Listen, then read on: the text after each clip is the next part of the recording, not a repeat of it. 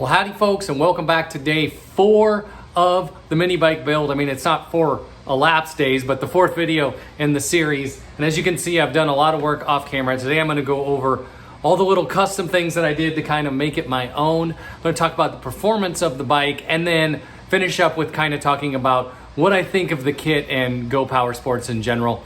So let's do this.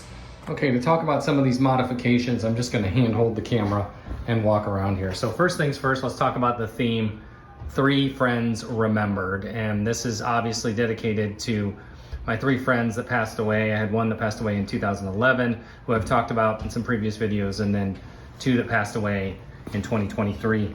Over here on the chain guard, this is not the original chain guard. I had this made, and you can see it's got their initials.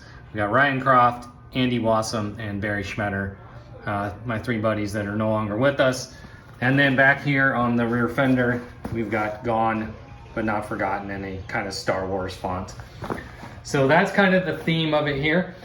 This is that custom plate that I made out of the diamond plate there. And let's get down to the engine here. You can see there's been some changes made here. So we've got new exhaust and new intake. I also had to then find a place for the crankcase vent here, which I added that little filter, and the fuel vent here, which I added that little filter. And then also, this is a exhaust pipe off of a Coleman CT100, and it fits just about perfect. I did have to trim it right over here to get it to clear. The pipe came with this little flange like this where you can screw a little screw-on muffler, and I trimmed that off, but it was still just a little bit too long, so then I trimmed that off. So I don't know, what is that, maybe about 3.5 inches or so, 3.5, 4 inches you need to trim off of it. But it works, once you do that, it works fine, and it stays out of the way pretty nice. So you can see it tucks up in there. Since I did add this fender, that wasn't part of the kit, I did notice that it came pretty close to the chain here. So some of you saw in the previous video, I did just notch it, but then I made it look a little nicer by rounding it out with the Dremel. And so now everywhere, you know, right, left, up, down, there's plenty of room to clearance that. Also with the chain roller here, you can see I added this little cotter pin. I just drilled a hole through and added a cotter pin. The reason I did that is because this is kind of a pain to figure out, to be honest. I like that they do this chain roller, but it has bearings so that it can spin. But if you have it loose enough to spin, it feels like it's gonna fall off of there. And if you have it tightened up that it feels like it's good and solid, then it feels like it can't spin. So I was kind of messing around trying to get the right tension on that, and my roller fell off while I was riding it. And as you can see, I managed to find the roller itself, one of the bearings, a washer, and the bolt, but I couldn't find the rest of it. So one other thing I did in preparation for the next video, I put this little bracket here, and I wanted it to go under the frame instead of above the frame. So I don't know if you can see that. There's a little piece of tube stock that I cut there so that it sits nice and flush. That's the same tube stock I used up here on the front fender as well.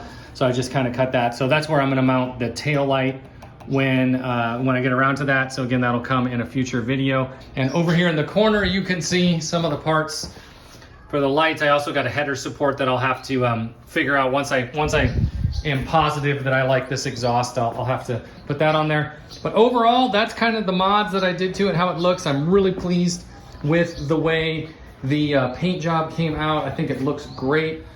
Straight out of the box with no modifications, nothing. The break-in oil in.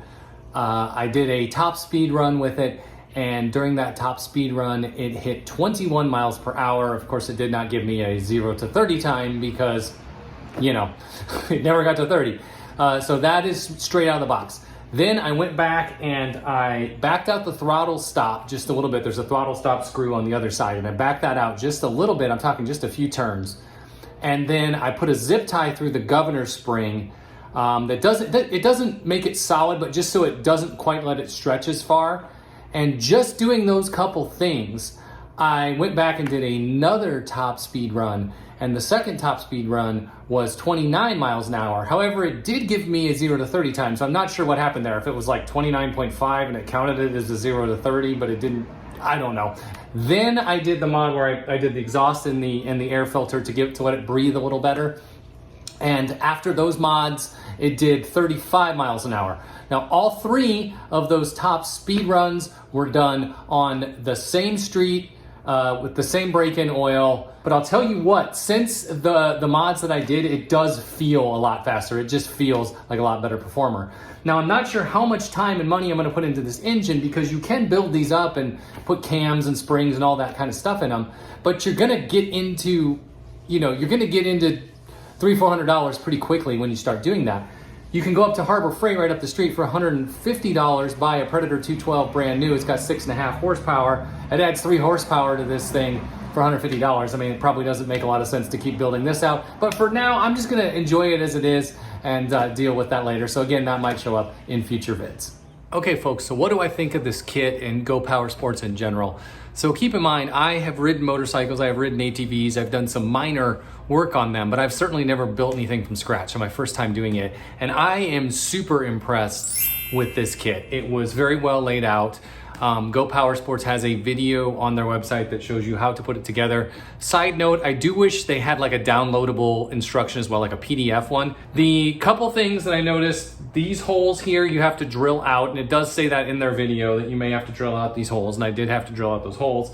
And then it did not have the bolts to mount the caliper to the caliper bracket. It did include the bolts to mount the caliper to the frame, but it did not have those, or at least there was nothing labeled as such. However, it did have a few extra wheel bolts, which are the same thread pattern, but they're too long. So I just shortened a couple of those with the Dremel. Worked perfect. I didn't have to make a run to the hardware store. There are gonna be more videos in this series. Next thing I'm gonna do is gonna be lighting, so stick around for that. And I may do some more after that. So appreciate you guys following this. Make sure you check out the playlist link in the description. It has all the videos in one spot. Thank you for tuning in, and I'm gonna go ride this thing.